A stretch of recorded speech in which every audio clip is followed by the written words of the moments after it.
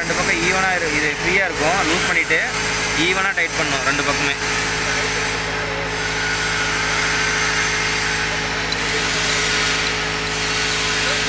Tight பண்ணிவிட்டு இந்த மாதிரி ஃப்ரீ மூவ்மெண்ட் வரும்போது 2 ஸ்பேனர் போடணும், ஒரே ஸ்பேனரில் டைட் ஆகக்கூடாது. இது இங்கே போட்டு பிடிச்சிட்டு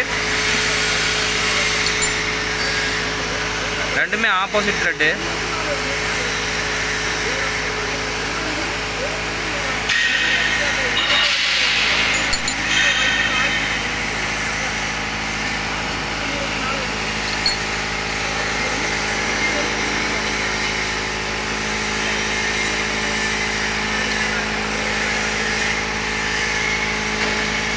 இப்போ பார்த்தீங்கன்னா ரொம்ப டைட்டாக இருக்குது, என்னால் திருப்பவே முடியல, ரொம்ப டைட்டாக இருக்குது. இந்த மாதிரி இருக்கக்கூடாது.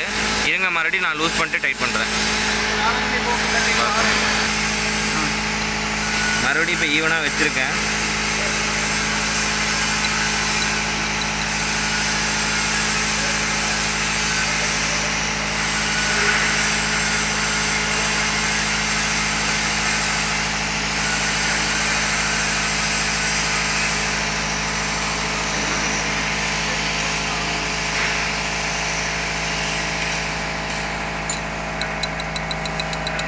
இப்போ ஒரு பக்கம் தான் டைட்டாக இருக்குது, இந்த மாதிரி சவுண்டு வரணும் நல்லா.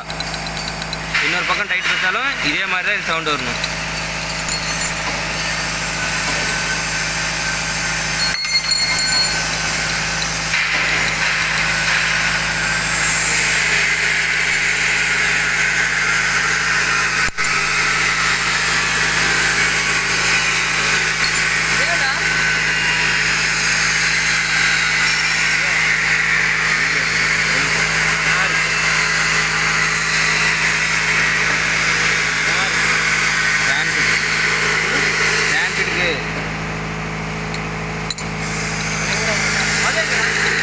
இப்போ வந்து பார்த்தீங்கன்னா இந்த மாதிரி டொக் டொக்னு சவுண்ட் வரணும்.